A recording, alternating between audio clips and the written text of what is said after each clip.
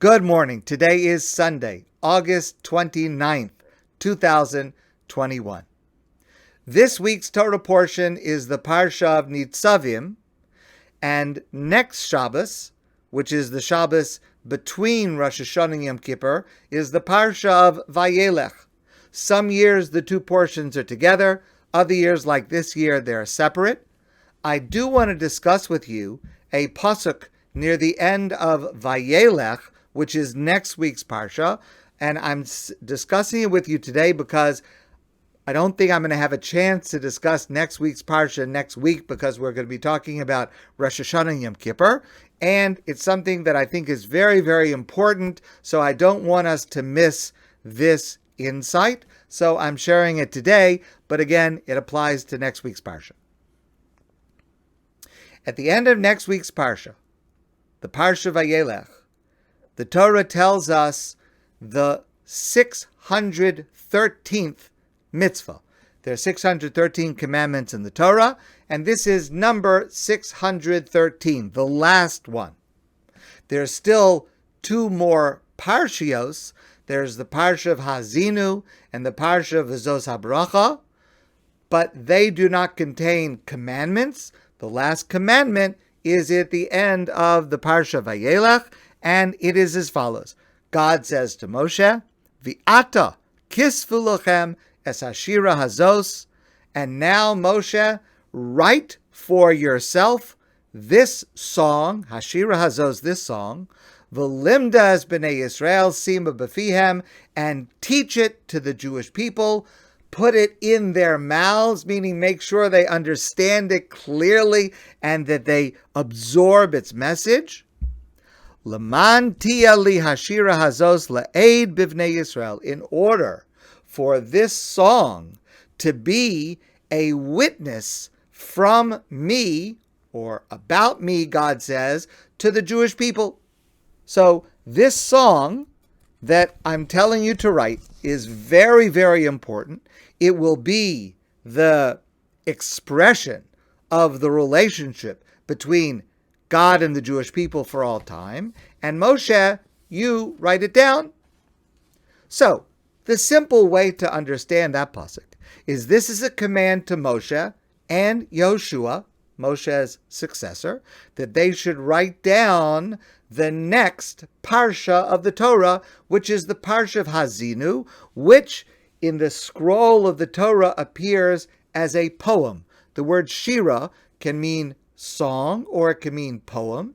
There are a few places in the Torah. Normally, if you look at a Torah scroll, the Torah is written with columns. It is narrative text, but there are a couple of places where it is written as if it's a poem, like stanzas, and it's immediately obvious if you look at the Torah. Az Yashir Moshe, the famous song that the Jewish people sung when they emerged victorious from the splitting of the Red Sea, is written as a song, as a poem. The text is arranged on the parchment differently. And the next parsha after Vayelech is the Parsha of Hazinu, which is also a song or a poem, and it appears that way. So again, Hashem is saying to Moshe and Yoshua, write the next parsha of Hazinu, as a song. Okay. Our rabbis in the Talmud understand it differently. Our rabbis in the Talmud understand it that it is not just an instruction to Moshe and Yoshua to write the next parsha. It is actually a commandment to every single Jew.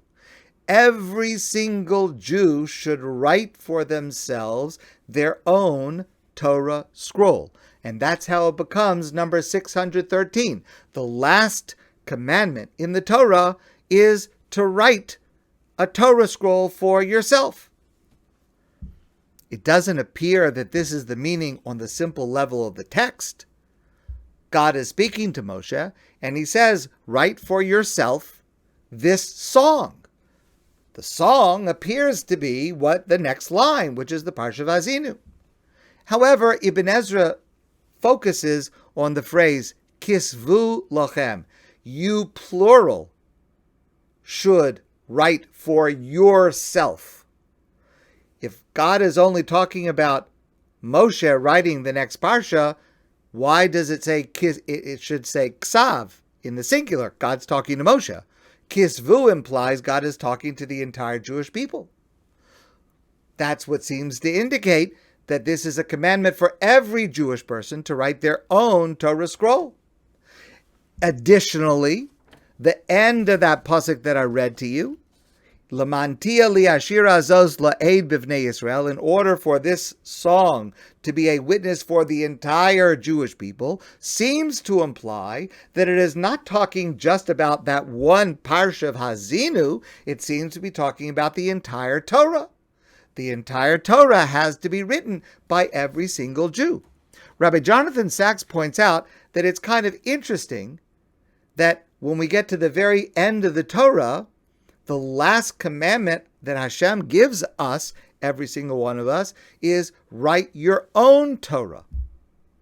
In other words, it's as if God is saying to the entire Jewish people, including to you and me, because the Torah speaks for all time, God speaks for all time, that God is saying to every one of us, it's not enough that you have just received the Torah. It's not enough that Moshe wrote the first Torah. Every one of you, every one of us, has to renew it for ourselves. But notice the complementary nature of the contradictory message, because on the one hand, we have to remain loyal to the original Torah. Every single Torah scroll that is written is virtually identical to the original Torah scroll that Moshe first wrote. But at the same time, we need to write it ourselves again.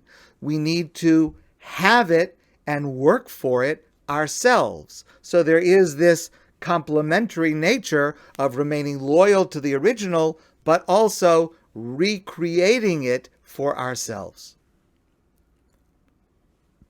Our sages explain, many people are not able or qualified to write their own Torah scroll, or may not be financially able to do so. To write a Torah scroll is very, very expensive. And of course, it requires much specialized knowledge of how to write correctly. And you have to have the right materials and utensils. So not everybody is able to do that. Many people, I'll take that back. Some people will arrange to buy a Torah scroll. So, for example, they will pay the money to a sofer, to a scribe, to write a Torah scroll. And though they will not have the mitzvah of writing it themselves, but they will have the mitzvah of ordering it that it be written. The sofer will be their agent, and so they'll be able to fulfill this mitzvah with the agent through the agency of the sofer, of the scribe. Sometimes there is a ceremony where other people are invited to write just one letter. So, of course, I haven't written the entire Torah myself, but I wrote one letter. And of course, as we know, a Torah scroll that is missing even one letter is invalid. So my letter is a necessary part of this Torah. So I have some kind of a share in the writing of a Torah scroll. A little bit more practically, our rabbis explain, if a person does not write their own Torah scroll, and a person does not participate in the writing of someone else's Torah scroll, you can purchase a printed book, a chumash, a sefer, which has it written down. It doesn't qualify as a Torah scroll to read from in the synagogue, but it certainly does qualify as having the text to be able to study for, because obviously this mitzvah is about making very easy and accessible and close by the opportunity to study Torah. And that's something that almost all of us are able to do, to have a Torah, at least written, printed, Sfarim, books in our home, and they're available to us to study. Okay, very nice. That's the mitzvah, different ways to fulfill it at different levels. But here's the question I want to pose to you. If you assume the word Hashira Hazos, the phrase Hashira Hazos, write this song, refers only to the Parsha of Hazinu, like the simple meaning of the text, okay, it refers to the Parsha of Hazinu. It's a little bit hard to understand why God would be commanding to write the next portion. I mean, there's no other portion in the Torah where God ends the portion saying, Moshe, write the next portion. Obviously, Moshe writes whatever God tells him to write. Okay. If you assume that this is a mitzvah to write the entire Torah scroll, why is it called shira, a song or a poem? The Torah, as I mentioned earlier, has in it a few songs or poems, but most of it is narrative. Bereshis bara Elokim, from the beginning to the end, Le'enei Kol Yisrael, is almost all narrative. Why is it called shira if that word shira, song or poem, is meant to refer to the entire Torah? Let me share with you, please, two out of many, two understandings of this.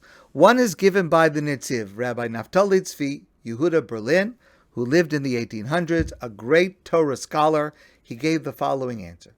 He said, yes, almost the entire Torah is written as prose, as narrative.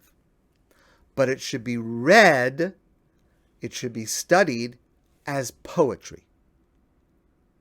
What's the difference? The Nitziv says there are two characteristics of poetry that reading it is different than prose. Number one, poetry is elusive, not explicit. If you're writing a story in prose, you give the details. What he said, what she said, where they were, what it looked like, what they were feeling. You give the details. You set the scene. A poem, very often, is very elusive. It uses only a few words, and we're supposed to, in our minds, conjure up all of the details from just those few words. Think of almost any great poem that resonates with you, and see how just a few words are used to summon up much greater truth. It leaves unsaid more than is said, and therefore the Torah is to be understood in that manner. The Torah is to be understood as something that is only giving us a few words, but we are meant to supply the context, to supply the description. That's what our rabbis provide for us, for example, in the Midrash, and our rabbis who, in the commentaries, are providing all of that to make it come alive for us. The Torah only uses a few words. And a second feature of poetry is that the meaning is usually deeper than the surface.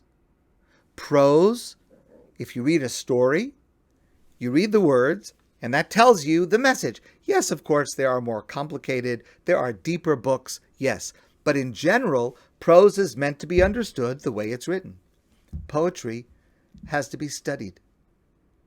Poetry has to be analyzed. The message is often not right there on the surface.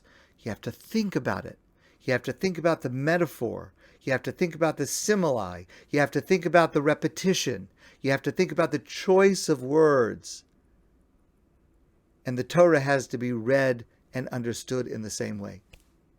Let me share with you this example. Now, Eric Auerbach was a famous biblical scholar in the 20th century. I don't think he had any knowledge of the Nitziv, but he makes virtually the same point by comparing Homer to the Torah. And I'm just talking about in terms of the literary style. If you read the Iliad by Homer, it is dazzling in its descriptions of what each person looked like and what they were thinking and what they said and where they were and what the scenery looked like and what the battle was and how it looked in this scene and in that scene. It's a vibrant, vivid picture that Homer draws for us through the prose of his writing.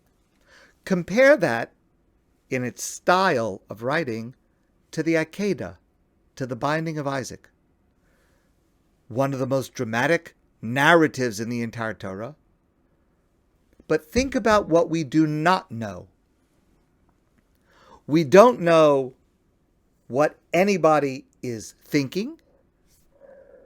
We only know a few words of what each person says. We know that it took 3 days. They had to have said more to each other, Avram and Yitzchak, than the handful of words that the Torah records. There had to have been very deep emotions going on. Imagine if a novelist were to write that, which, by the way, has happened many times. It would be voluminous. We don't know anything about the scenery. What did it look like? Nothing. Listen to Auerbach's point. He's describing the Akedah. The decisive points of the narrative alone are emphasized. What lies between is non-existent. Time and place are unidentified, right? Remember, from the text of the Torah, we don't know where it takes place. Yes, later tradition says it took place on the place that later becomes Har HaBayis, the place of the Beis HaMikdash, but that's not indicated anywhere in the text. It's just a mountain. The mountain that I'll show you. It's undefined and it calls for interpretation. Thoughts and feelings remain unexpressed. They're only suggested by the silence and the fragmentary speeches. The whole permeated with the most unrelieved suspense and directed toward a single goal remains mysterious and fraught with background. So, according to the Nitziv, as Auerbach will later suggest, we're meant to understand the Torah as a poem in the sense that we have to read into it, in the sense that it's very spare in its words, and we have to supply the context and the scenery and the background and the underlying story and the meaning. Okay, that's the Nitziv. Let me share with you a completely different understanding by Rav Yechiel Michal Epstein, one of the great halachic authorities, as well as great scholars of the late 1800s and early 1900s. He says it's called a song, a shira, because it becomes more beautiful as more voices are added to the harmony. There are multiple interpretations of the Torah. There are additional insights that every single person who reads it brings to understanding it, perhaps from their own experience, perhaps from their own character. All of that adds to the beauty and the complexity of the Torah. And that means it becomes more beautiful as it becomes more complex every day, when there are more people studying and more people adding their own understanding. Every single person who studies Torah sees something else, takes from it something else. Just in the course of our discussions, just to take it as an example, I might offer a certain interpretation. You might agree, you might disagree, you might offer your own interpretation, and all of it is valid. And from the discussion we have, all of those voices are added. They were never there before. They're new. The Torah is growing in complexity and beauty at every single moment. Now, I pointed out, I utilized this metaphor last week in a different context, but it's true here also. The difference between a soloist who may perform beautiful music by him or herself, but yet when it's together with an orchestra, it becomes so much more dazzling and immense and amazing and overwhelming. And according to Rav Epstein, that's what the Torah is. The Torah is this collection, not a single text. Yes, of course, the single text that comes from God is by itself the Word of God. But it's meant to be understood as a poem so that we all have to understand it. We have to all add our opinions. And every one of those opinions is different. And every one of those insights is different. Every voice joining together creates a symphony that no individual can match. So that calling the entire Torah a Shira, according to Rabbi Epstein, is to assert that the more voices that are raised in explaining it, in studying it, the more beautiful it is. Even if some of those voices are softer than others. Even if some of the voices are more literal or less literal.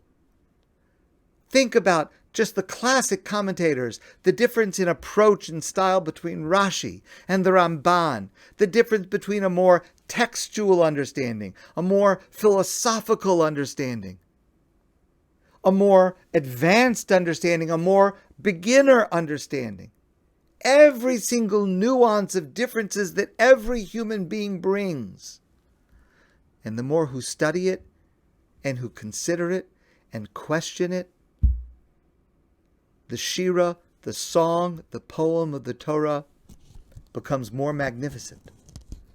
More magnificent than if it was sung by even the most talented individual singer. And the lesson for us is to value every single person's contribution to understanding the Torah. Every single interpretation, every single school of thought and approach to understanding it, and individual insight and question, every one of us adds to the beauty of the Torah. Rabbi Sachs concludes, the Torah is God's song, and we collectively are its singers. And if it is a song, it's meant to be performed by us. God needs us to bring the Torah to life, like a composer needs the orchestra to bring the music to life. The Shira of the Torah is the partnership between God, the composer, and us, every member of his orchestra.